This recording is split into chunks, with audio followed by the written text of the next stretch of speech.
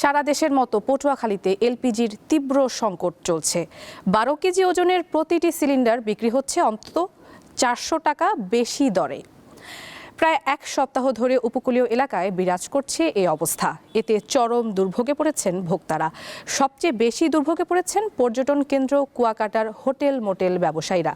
বেশি দামে ক্রয় করার কারণে বিক্রিও বেশি দামে করতে হচ্ছে বলে জানান ডিলার ও খুচরা ব্যবসায়ীরা। কেউ অবৈধভাবে এলপিজি মজুত করলে তার বিরুদ্ধে কঠোর আইনানুগ ব্যবস্থা গ্রহণের কথা জানিয়েছে জেলা প্রশাসন।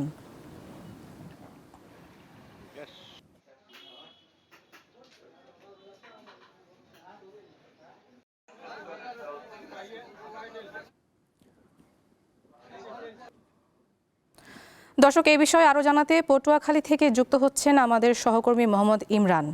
ইমরান, এলপিজির সংকট নিয়ে খুচরা বিক্রেতারা কি বলছেন এবং হোটেল ব্যবসায় এই সংকট কি ধরনের প্রভাব ফেলছে আমাদের জানাবেন।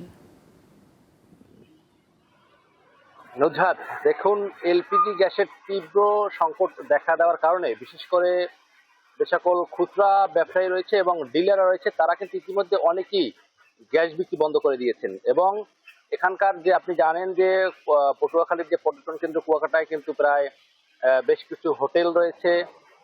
এই সকল হোটেল ব্যবসায়ীরা তারা কিন্তু আসলে এত বেশি দামে আসলে তারা এই গ্যাস কিনতে পারছে না, যার কারণে তারাও কিন্তু একটা বড় বিপাকে পড়েছেন। আমি আপনাকে একটি বিষয় জানিয়ে রাখি, এক সপ্তাহের ব্যবধানে কিন্তু এলপিজি গ্যাসের দাম কিন্তু অনেকটা বেড়েছে। গত সপ্তাহে যে সকল গ্যাস আসলে বিক্রি হতো 1200 থেকে 1250 টাকা 12 কেজি সিলিন্ডার, সেই গ্যাস কিন্তু আমরা দেখেছি বর্তমানে বিক্রি হচ্ছে 1400 থেকে 1600 টাকা। এ সকল সিলিন্ডার কিন্তু আসলে 12 কেজির সিলিন্ডার।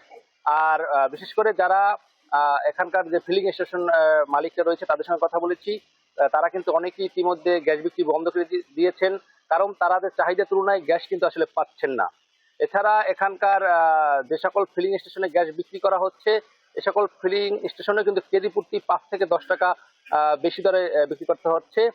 এখানকার যে সকল খুচরা ব্যবসায়ী এবং ডিলার বা ফিলিং স্টেশন মালিক রয়েছে তাদের সঙ্গে আমরা কথা বলেছি, তারা জানিয়েছেন যে তাদের আসলে বেশি দামে ক্রয় করতে হচ্ছে, যার কারণে বিক্রি কিন্তু অনেকটা বেশি দামে আসলে করতে হচ্ছে।